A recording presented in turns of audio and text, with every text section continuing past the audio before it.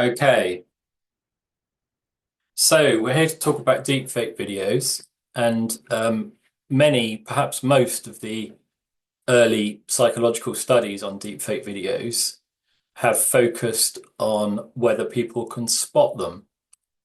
This is kind of a fairly obvious question to ask. It's usually the first thing that people want to talk about when I say that I'm researching deepfake videos. And briefly, there is some debate about the answer to the question. And unsurprisingly, that answer depends very much on the quality of a particular deepfake. But in general, people are not terribly good at correctly discerning real and fake videos. And furthermore, they are often very overconfident in their ability to do so. It therefore follows that people will sometimes be absolutely sure that a particular video either is or is not a deepfake and be completely wrong about that. So they are vulnerable to manipulation in that sense.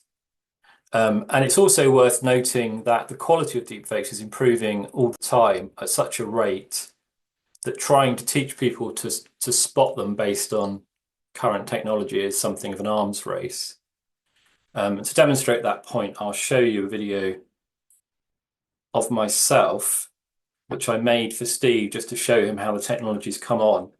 And I'll leave it up to you to draw your own conclusions about whether you think you would have spotted this as a fake. The video is literally self-explanatory. Hi Steve, you'll recall we were talking recently about how much the technology for making videos has improved in recent months. So I've made this video to show you what I mean. This is not a face swap video, it's AI generated from scratch. So neither real me nor an actor has said these words in real life. All I have to do is type in a script and AI Simon will read it out, just like this. I trained this model with a white background, but whatever background I use will be replicated in future videos. So if I train the software using a video of me making a speech in a particular setting, then we could easily change what was said in that speech, and it would appear to have happened in the same setting. Pretty impressive, huh? It's not perfect, but I'm sure it would fool someone who wasn't looking that closely, particularly on a phone screen on the bus.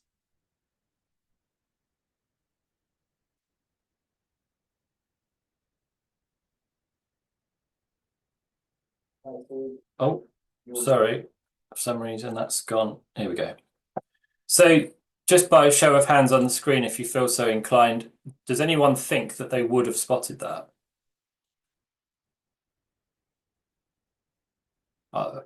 I think not. I mean, I can hear that my voice is slightly wrong. I sound slightly Australian, slightly American, perhaps, but other than that, and perhaps some slightly awkward movements, but I think it would fool most people.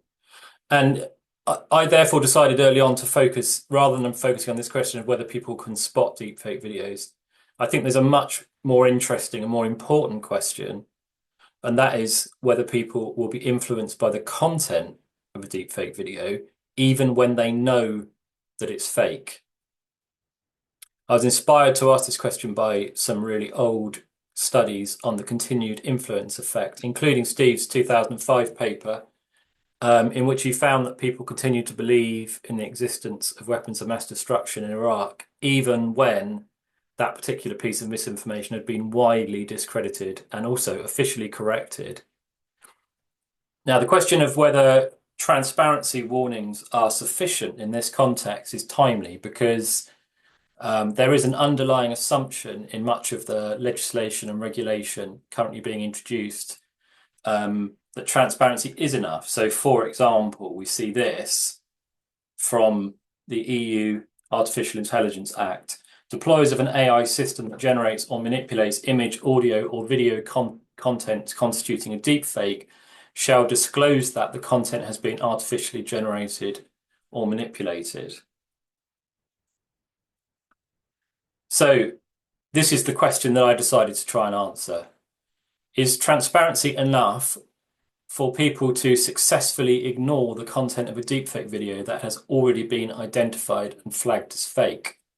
Now, I've included the word successfully in there because there's a difference between believing we have ignored something and whether it still nevertheless continues to influence our opinions and judgments. Now, this has been demonstrated in another classic study, this one here, Wallace, sorry, I can't see it, Wallace and Cass in 2011, where, and this was done with senior judges, they were asked to completely disregard the content of an inadmissible confession. And despite sincerely believing that they had successfully ignored this, the conviction rate amongst those judges who had seen the false confession was far higher than the conviction rate for those judges who hadn't seen it. In fact, where other evidence was weak, the difference was 69% guilty to 17% guilty. And that is among senior judges who you would imagine would be among the best people in the world at successfully managing to disregard something.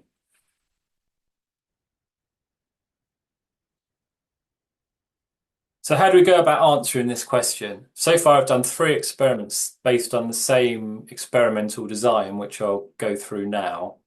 As Steve mentioned, we'll have time at the end to talk about next steps. But in the meantime, if there is any urgent questions or anything that's not clear, please do pipe up, either put your hand up or by all means just interrupt. So this is the experimental design I've used for the 3 experiments. They're all much the same. In each case, the experiment begins after the usual informed consent and demographics by introducing a fictional character to participants. In the first 2 experiments, if the videos featured a fictional local government official called John Carter, who appeared, if you believe the video, to have been caught on camera in the pub, or in a bar, perhaps I should say, for our international people, admitting to taking a bribe. The 3rd experiment was used a very different video featuring Amelia Palmer, who's a fictional vegan influencer. And in this case, the video appeared to show her making an apology to her followers for admitting being seen at a press event eating meat. The John Carter video was made a few years ago using Deepfake Lab, which is a face swap software. So in other words, an actor played the part and then his face was swapped with John Carter's face. The Amelia Palmer video was done more recently using the same technology of the video you just saw of me. In other words, the AI model was trained on a video of the actor telling a story, and then the video with the words that were used in the experiment was created completely from scratch. So what we're trying to establish here is whether people's judgment will be influenced by these confessions, even when they've been told and when they know that the video is a deep fake. So this is what we did. This is for experiment 2, but they're all broadly the same.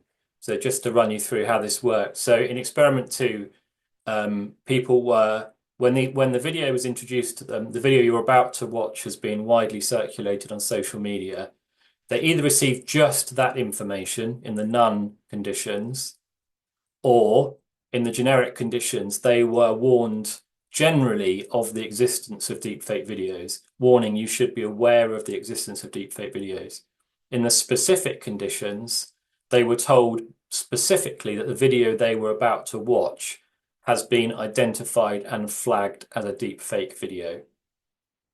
You'll also see that people in the 2 warning conditions were given a brief explanation of what deepfakes are, just in case they didn't know that. And incidentally, the description was updated slightly in experiment 3 to reflect the fact that AI is now such a common term. Back then, we were talking more about deep learning. Also notice that we've asked participants to acknowledge that they have read and understood the warning, which hopefully will go some way towards avoiding the situation of people just kind of clicking past this and not properly taking it in. Participants were then shown either a real video or a deepfake video. The videos were almost identical, same background, same script. The only difference was that the real video was filmed using an actor, while the deepfake videos were created using deepfake software. In experiments 1 and 2, we also added a control video, which was based on the real video, but with background sounds added. We actually added the sound of a very generous fruit machine in the pub, which very loudly disrupted the audio to the point where any incriminating content had been removed. So participants in the control conditions in experiments 1 and 2 really had no basis whatsoever on which to judge John Carter's guilt or innocence. And then, following an attention check after watching the video, we asked this, which is the primary dependent variable of the experiment. Perception of guilt. Simple question. Do you think John Carter is guilty of a crime? And then in the experiment 3, the same concept. The question was, do you believe that Amelia Palmer was seen eating a burger? I did actually have to change that one. It's just a bit of an interesting aside in terms of checking your questionnaire on a few people before you go public, because I originally said, do you believe that Amelia Palmer was seen eating meat? And then it became apparent from people's responses that she hadn't actually said that. She just said that she'd been caught eating a burger. And consequently, I had a lot of people getting into the ins and outs of whether or not the burger she ate might have been a veggie burger, which was very unhelpful and could easily have completely skewed the results. So I was very pleased that I tried it out on 10 people before I went public. So the point of this question was to establish whether participants' opinions and judgments had been influenced by, excuse me, the content of the video. It is therefore in effect a proxy for the extent to which a known deepfake video can continue to influence people. We used a 7-point Likert scale to measure this, from definitely yes to definitely no. And the midpoint of the scale was labeled impossible to say rather than don't know, on the basis that if you have seen a video which contains no meaningful content, then the sort of normative response to not having any evidence on which to base a judgment would be to say impossible to say. So if we look at the results here for perception of guilt in experiment 1, you'll see on the right that the midpoint, the dotted line, is labeled impossible to say, and that as we go higher up, we get more guilty, and as we go lower down, we get less guilty. This experiment, the first one, was something of a proof of concept, so it only had 2 conditions, one experimental condition and one control condition. So in the experimental condition,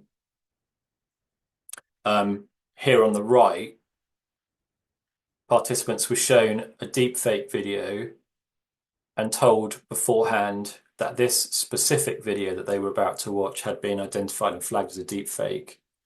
Participants in the control condition on the left were given no warning at all and were shown the control video, which I mentioned before, with no meaningful content. So this is a pretty clear result. We see, exactly as you would expect, that in the control condition, the mean perception of guilt is sort of around impossible to say, which is exactly what we would have hoped for. It's just below impossible to say, and interestingly, I think that might be down to a kind of inherent presumption of innocence, that actually if you don't think someone's guilty, then you're inclined to say not guilty, or if you have no reason to believe someone's guilty, you're inclined to say not guilty. But broadly speaking, we can say, well, in the control group, we were in the middle, around about impossible to say. And in the fake specific condition, that had risen by 1 point to maybe guilty. So logically, if you've seen a video of somebody and you know that it's fake, then that shouldn't have any influence on your opinion of that person's guilt. So logically, we would have hoped that the bar on the right would be also around impossible to say. but as we can see, it's not. It's gone up 1 point. So this is kind of broadly proof that the concept of continued influence does indeed apply to known deepfake videos. Same setup for experiment 2, and in this case, we added all the conditions, which means that we were testing both the generic warning and the specific warning. And you may recall that the generic warning just referred people generally to the existence of deepfake videos rather than specifically to the video they were about to watch. So we can see quite a lot from these charts. The first thing to notice is that without any warning, in other words, in the none conditions on the left, the real and the fake videos seem to have been equally convincing. In both cases, we're round about 2, which is probably guilty. And that sort of supports the idea that people have not spotted that the fake video is fake, and they are just taking it at face value in the same way as they would for the real video. The second thing that we can see from this is that both of the warnings were similarly effective at reducing the influence of the video. So in both cases, people's belief that this person is guilty based on the video is tempered to some degree. But nevertheless, they're not entirely effective, which is exactly what we would have expected. If you look at the control bar in white and compare that to fake specific, that they should be the same, and they're not, the same as we saw in the first experiment. There is, incidentally, some suggestion that the warnings might be more effective with the fake video than the real video, on the basis that the dark grey lines, the dark grey bars on the right are lower than the light grey bars, but nevertheless, you'll see that the confidence intervals overlap. So strictly speaking, that is not a significant result. And we would need to say that the warnings had a similar impact on the video, regardless of whether it was real or fake.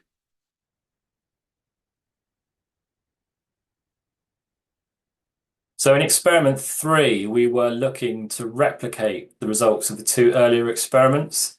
This was done partly in response to peer review of the first 2 experiments, where they said, well, this effect may just have been the cause of, may have just been the result of this particular video. So we deliberately did something quite different. So just to remind you, the video was different in a number of ways. It was a very different subject. It was a younger woman rather than an older guy. It was not a political video in the way that the first chat was described as a local government official. So the second one was not political.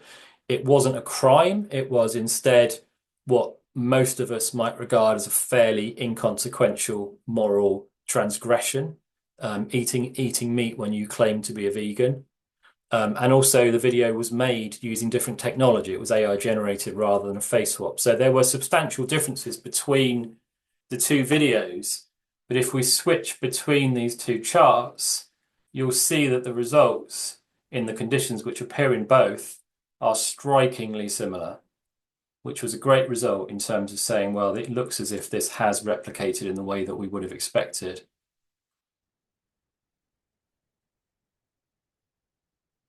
So the second thing we asked people was whether they believed that the video was a deep fake. So aside from very slight differences in the phrasing that was used in the 2 experiments, the perception of falsity is the same thing, which is whether people believed the video they saw was a deep fake. We use exactly the same 7-point Likert scale to measure this. And once again, the midpoint was labeled impossible to say, because that makes sense in this context as well. This measure, perception of falsity, can tell us a number of things. The principal thing it tells us, in the case of participants who were shown a warning, is it tells us whether or not they believed that warning. And in the case of the generic warning, it tells us whether they were influenced by that. Conscious of time, so I won't go through all of the results for perception of falsity, but I will show you this, which is the results for experiment 2, because it reveals a really interesting nuance in the findings. You'll see from this that only the specific warning really had an impact on whether people believed the video that they watched was fake. That's what you'd expect, right? We thought maybe the generic warning had a bit of an impact, but it doesn't seem to have done. This suggests that only when you specifically tell people that something is fake do they go on to be more convinced that it is. But what's really interesting is if we now add in the chart that we looked at earlier on, we see that the generic warning has a different impact on perception of falsity than it had on perception of guilt. In other words, people's belief that the video, explicit belief, we should say, people's explicit belief that the video was a deepfake was not affected by the generic warning. In other words, being reminded of the existence of deepfake videos generally did not make participants more inclined to believe that the video they subsequently watched was indeed a deepfake. But interestingly, that generic warning did nevertheless reduce perception of guilt. In other words, it made participants more likely to give John Carter the benefit of the doubt in terms of his guilt, despite the fact that explicitly they're not saying they think it's a deepfake video. So this is a very interesting and in some ways quite worrying result because it supports the existence of what's been called the liar's dividend, which is the opportunity for somebody who's been caught out by a real video to claim that it's a fake. This is a very obvious way to respond to an inconvenient video. It'd be one thing obviously on social media, but quite another thing entirely if somebody were to use the liar's dividend in court. And this to me is one of the most significant implications of this work, which is that if the liar's dividend was used in court and the jury were told that this video of confession, for example, or a video of someone saying, someone doing something was fake, that would perhaps be reasonable doubt. And reasonable doubt, obviously, is sufficient reason to not convict somebody. So there's a lot of work to be done in terms of how video evidence is going to be treated in court. We can also see from the chart that participants were more inclined to believe the specific warning, and the specific warning shifted perception of falsity broadly from impossible to say across the board in the none and generic conditions up to somewhere between maybe and probably fake. So people generally did trust the specific warning they were given. Again, as before, there is some suggestion that the warning may have been more effective for the fake video than it was for the real one. But again, you'll see the confidence intervals show that this is not quite statistically significant. So, what are the implications of all of this? Well, the main conclusion brings us back to where we started by answering the question, is transparency enough? With the simple answer, no. Transparency on its own is not enough to counteract the influence of a known deepfake video. It does have some impact, but it's not enough on its own to completely counteract the influence. A couple of other conclusions we might draw from our results. The first is, based on what we just said, that generic warnings seem quite high risk, particularly in court. And actually, some of the legal articles I've read have suggested that a blanket generic warning be issued before any video evidence in court as a possible solution to juries being aware of deepfake videos. So that seems like a really bad idea because the it may affect people's perception of how that video is interpreted, even if it doesn't change their opinion of whether the video is indeed fake or not. The other conclusion we might draw from this is that we should only label a video as a deepfake if we're sure it is one, on the basis that these warnings seem to be equally effective on real videos as they are on deepfake videos.